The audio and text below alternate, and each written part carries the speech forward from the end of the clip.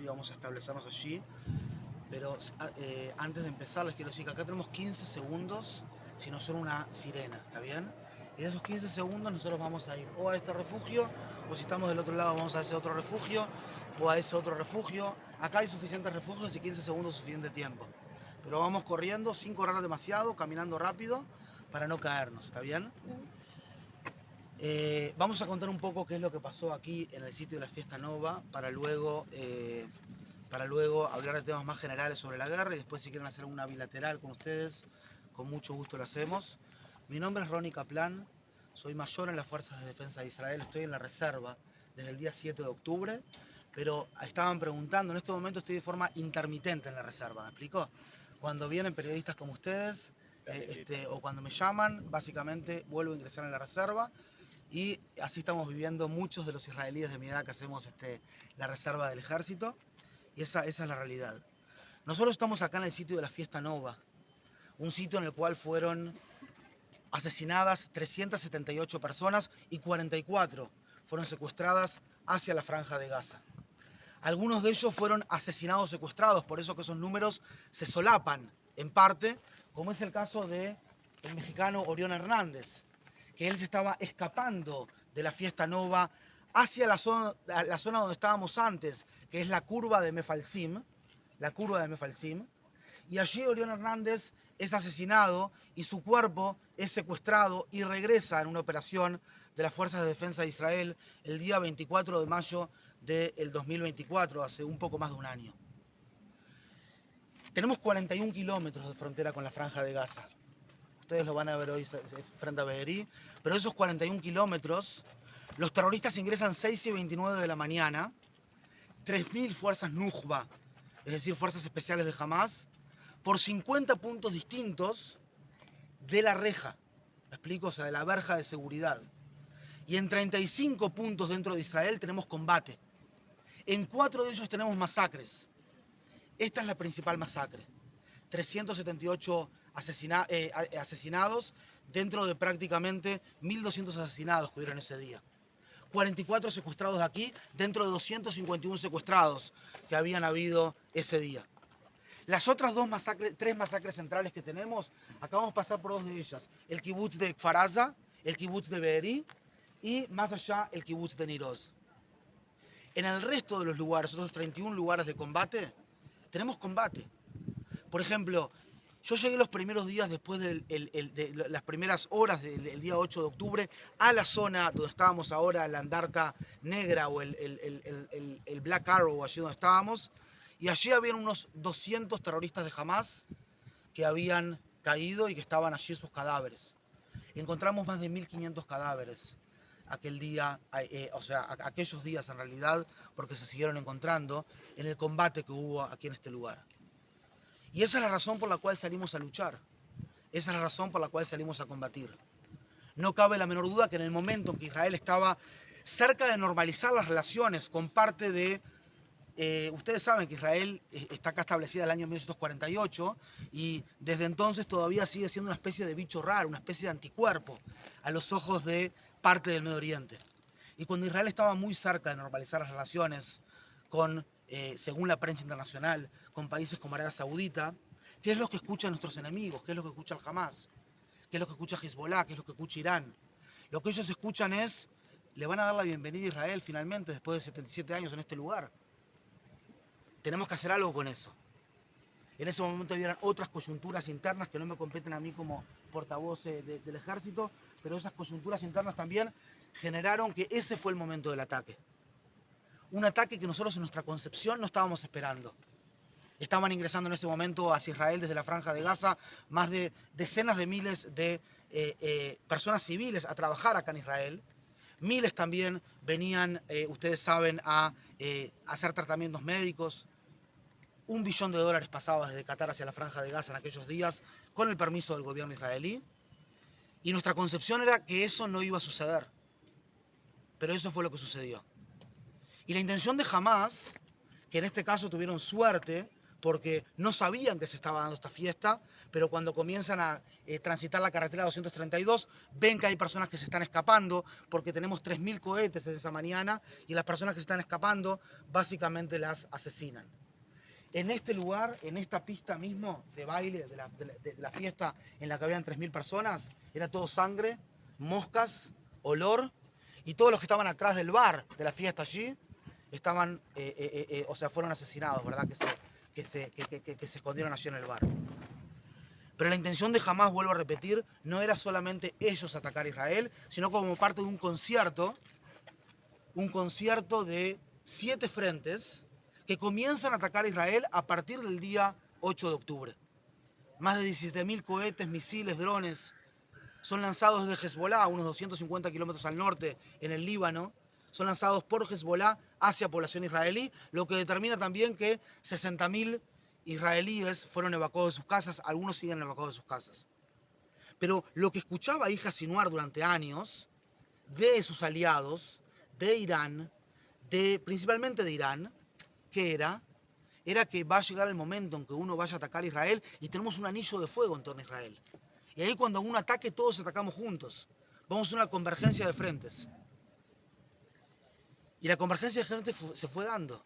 Se fue dando y recibimos ataques de, ustedes saben, de la Franja de Gaza y de el Líbano, ni que hablar, y de la zona de las milicias chiitas que en ese momento habían en Siria y en ese momento también habían en Irak, y del propio Irán, 2 veces ataques directos de Israel, y de grupos terroristas en la zona de Judea y Samaria, principalmente en el norte de Samaria, en la zona de Jenin, de la zona de Tulkarem, de la zona también allí de Calquilia, y también de los hutis del Yemen, y de esa manera Israel se vio en una se vio inmiscuido en en 7 frentes que lo están atacando. O sea que este punto, estos 378 asesinados aquí y 44 secuestrados, es un pináculo en la intención de lo que iba a hacer el Hamás en ese momento. Y gran parte, o sea, la intención acá era hacer caer a Israel. Acá hay una intención por detrás de hacernos caer, y eso fue lo que nos llevó a nosotros ante esta guerra que nos impuso a Hamás, a salir a luchar. El día 27 de octubre del 2023 entramos por tierra a la Franja de Gaza y comenzamos nuestra operación. Comenzamos nuestra operación que dejó hasta este momento más de 20.000 terroristas eliminados, o aproximadamente 20.000 terroristas eliminados dentro de la Franja de Gaza. Y básicamente una de las guerras más largas, o ya va a ser en una semana, una de las guerras más largas que hemos tenido que luchar desde nuestra independencia. En este momento, de los 251 secuestrados, todavía nos quedan 55 dentro de la Franja de Gaza. Y nosotros vamos a seguir adelante hasta que regresen todos y cada uno de los 55. Según el Ministerio del Primer Ministro, 20 de ellos están con vida y 35 de ellos no están con vida. Es una información que dio el Ministerio del Primer Ministro israelí. Y la realidad es que, si bien han salido hasta el momento, de una forma u otra, 196 secuestrados, repito, la principal razón por la que nosotros estamos aquí, la principal razón por la cual una persona de mi generación, yo tengo 42 años, seguimos aquí en el ejército de todos estos meses, más de 600 días, es la razón de que nuestra responsabilidad como ejército de un Estado soberano es devolver a casa a todos y cada uno de ellos, porque cualquier Estado lo haría. Un Estado juez y gendarme, un Estado tiene que cuidar a su población de amenazas internas y de amenazas externas. Y Hamás es definitivamente una de las principales amenazas externas que tenemos aquí en Israel. Así también, nosotros seguimos adelante hasta desmantelar a Hamás desde el punto de vista militar y desde el punto de vista gubernamental. En esta fase de la guerra estamos en una operación llamada Carros de Gedeón, que lo que estamos haciendo es con cinco divisiones dentro de la Franja de Gaza, estamos intentando de obtener dominio sobre todas las zonas donde estamos alcanzando infraestructura de Hamás, obtener dominio sobre esa zona, decirle a la población civil de esa zona que nosotros embolsamos, es decir, estamos alrededor con fuerzas, pedirle a la población civil que salga de esa zona, porque nuestra guerra no es contra la población civil, contra el pueblo en Gaza, nuestra guerra es contra Hamas. Y básicamente después de eso, después de eso intentar determinar absolutamente con las infraestructuras y con los terroristas o cabezas terroristas restantes que quedan en la franja de Gaza, que le quedan a Hamas, que le quedan a la Ciudad Islámica Palestina y que le quedan al resto de los grupos terroristas que los ayudan a ellos, como el jefe de Mujahideen Al-Kataeb, que alcanzamos días atrás, también dentro de la franja de Gaza, el mismo que había hace muy poco tiempo, los mismos que habían liderado el ataque al kibutz Nir Oz a unos 10 minutos al sur de acá, que dejó de 417 personas a 117 o secuestrados o asesinados, más de un cuarto de la gente. Ellos mismos, esa misma facción terrorista dentro de la franja de Gaza, socia del Hamas, es quien había secuestrado a la familia, a Shiri, a Ariel y a Kfir Vivas aquellos días, y también a 2 personas más dentro de la franja, a 2 personas más dentro del kibutz, que nosotros recuperamos la semana pasada, ¿verdad? Una pareja de señores de 70 y 72 años. En todo este contexto, nosotros seguimos comprometidos profundamente con el derecho internacional en términos de permitir el ingreso de ayuda humanitaria a la Franja de Gaza. Quien está repartiendo la ayuda humanitaria en la Franja de Gaza en este momento es una organización llamada la Fundación Humanitaria para Gaza, una organización americana, que nosotros lo que hicimos fue permitirle organizar esa infraestructura dentro de la Franja de Gaza, infraestructura para que ellos puedan repartir los alimentos. Y Hamas está sumamente presionado ahora, porque lo que hicieron con más de 1.800 millones de kilogramos de alimentos, de bebida, de medicamentos, de equipos de refugio, que permitimos su pasaje a la Franja de Gaza por el pasaje de Kerem Shalom y por varios pasajes más acá de la zona, toda esa ayuda humanitaria que nosotros pasamos, lo que hacía Hamas todo el tiempo era robársela. Y de esa manera ellos controlan la Franja de Gaza. Entonces, por un lado, vos pasás ayuda humanitaria, pero por otro lado el grupo terrorista se la roba, y ellos son los que siguen siendo soberanos dentro de la Franja de Gaza porque tienen el alimento. El nuevo pensamiento y la nueva idea en este sentido, lo que se está haciendo en este momento en la Franja de Gaza para que esto no suceda, es que se han repartido más de 8 millones de porciones de comida directamente a las familias. Es decir, no pasan los camiones a los mayoritarios y de ahí se los lleva Hamas, sino que lo que Hamas ahora se puede robar es porciones de comida, que es mucho más difícil porque son 8 millones en las últimas 2 semanas prácticamente. Y de esa manera, nosotros, les vuelvo a repetir, estamos monitoreando de forma constante la situación humanitaria en la Franja de Gaza, y ahora mismo hay cientos de camiones aquí a unos 15 kilómetros o 18 kilómetros al sur, en el pasaje de Kerem Shalom, del lado de la Franja de Gaza, esperando ser recogidos por las organizaciones de Naciones Unidas para ser repartidos a la gente. Pero ¿por qué Naciones Unidas no está repartiendo esos camiones? ¿Por qué Naciones Unidas está distribuyendo una serie de mentiras, la mentira allí de los niños que podrían llegar a morir en la Franja de Gaza, etcétera, y no está distribuyendo la comida? Es una gran pregunta que la comunidad internacional le tiene que hacer en este momento a Naciones Unidas. De cualquier manera, vuelvo a comentarles que nuestro objetivo en esta fase de la guerra no cambió con respecto a la fase anterior, y es devolver a los 55 secuestrados restantes, es desmantelar a Hamas desde el punto de vista militar y desde el punto de vista gubernamental, y al fin y al cabo restaurar la seguridad entre nuestros límites.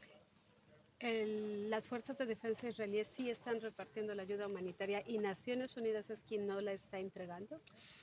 La ayuda humanitaria es ayuda que Israel, el Ministerio de Defensa de Israel, por intermedio de un directorio llamado el Directorio para la Coordinación de Actividades en los Territorios, o COGAT, permite el pasaje de ayuda humanitaria, en este momento por intermedio del pasaje Kerem Shalom, antes por varios pasajes, y esa ayuda humanitaria pasa hacia el lado palestino. Naciones Unidas tiene que ir a recoger esos camiones y con los conductores llevarla hacia la población civil, y no lo están haciendo. Hay cientos de camiones que no están siendo distribuidos. Y eso puede tener que ver también con el hecho de que las organizaciones de Naciones Unidas, empezando por la UNRWA en la Franja de Gaza, están absolutamente infiltradas por el grupo terrorista. cientos de terroristas son parte de esas organizaciones. Entonces, nosotros, vuelvo a repetir, luchamos según el derecho internacional, no solamente en elementos que tienen que ver con la ayuda humanitaria, sino también en elementos que tienen que ver con la forma en que luchamos. Les contaba antes que esta fase de la operación, y en toda la fase de la operación, nosotros, primero que nada, cada uno de nuestros objetivos tienen una necesidad militar por detrás. Es decir, ¿cuál es la necesidad? Tiene un archivo por detrás. ¿Por qué se está alcanzando esta posición? ¿Quién es el que estamos alcanzando en este momento? Por otro lado, hay una distinción entre civiles no involucrados en el conflicto y terroristas involucrados en el conflicto, intentando de maximizar el daño a los terroristas y minimizar el daño a los civiles.